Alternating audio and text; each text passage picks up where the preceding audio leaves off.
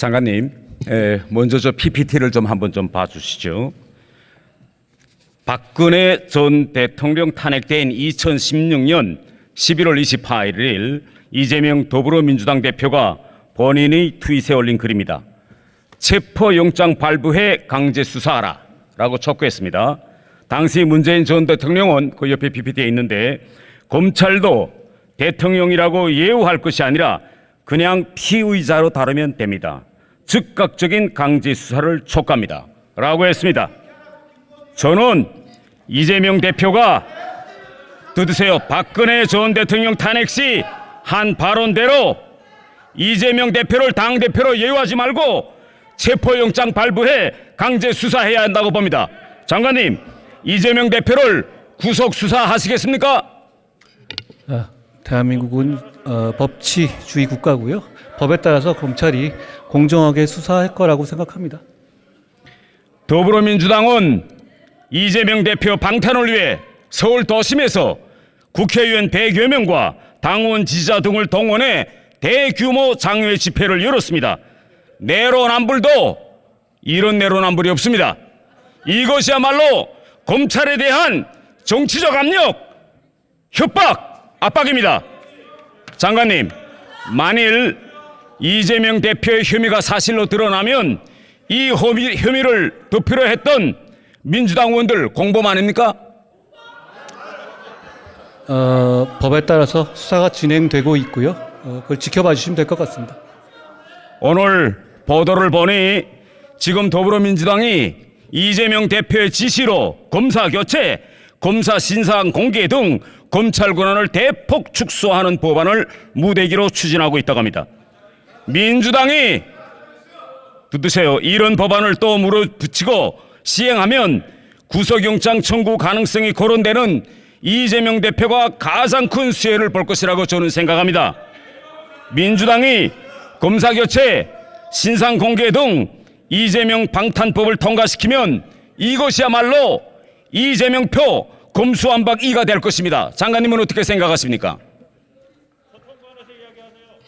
예, 수사가 진행 중인 상황이고요. 수사 중인 상황에 대해서 어떤 방어하기 위한 의도로 그런 법을 만든다면 안 되겠죠.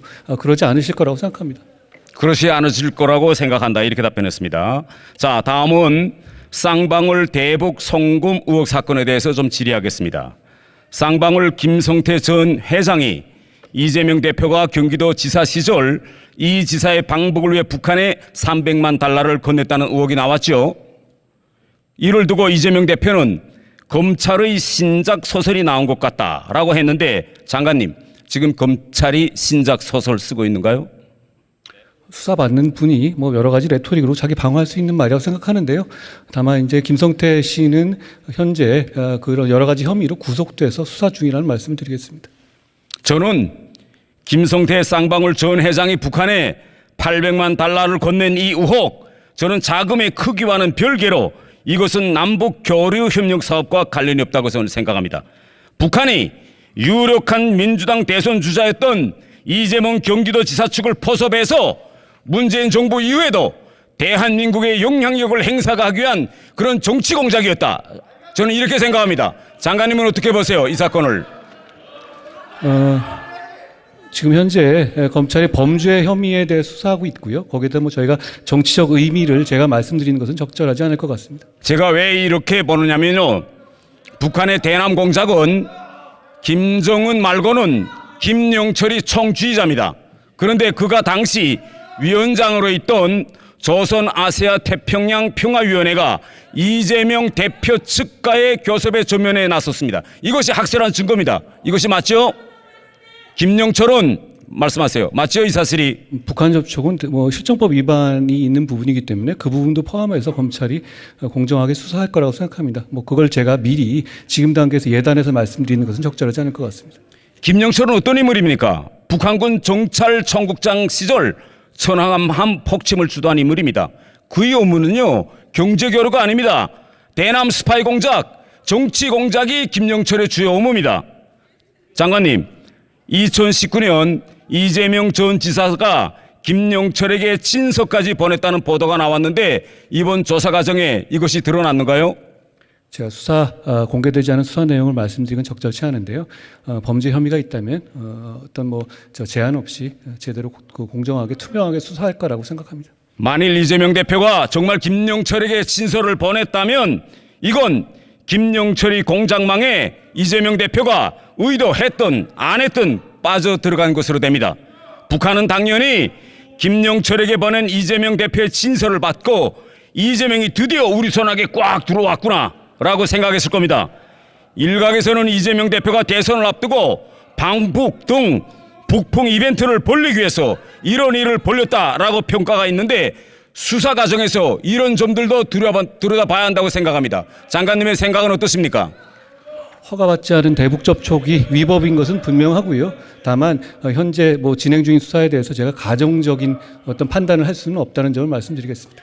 지금요 이재명 대표의 측근인 정진상 등 경기 동부연합 핵심 인물들이 이재명 대표 주변에 포진해 있었다라는 보도들이 매일 나오고 있습니다.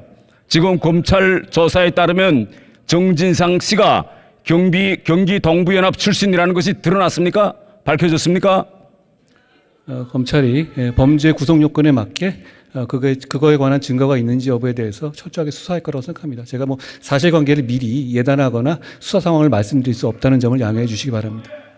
지금에 와서 생각해보면 정말 소름 끼치는 일입니다. 지난 대선에서 우리 국민들이 윤석열 정부를 탄생시키지 않았더라면 정말 이 나라에서 큰 일이 일어날 뻔했습니다. 정말 대한민국 국민은 위대한 국민입니다. 장관님 답변에 감사합니다. 들어가 보십시오. 고맙습니다.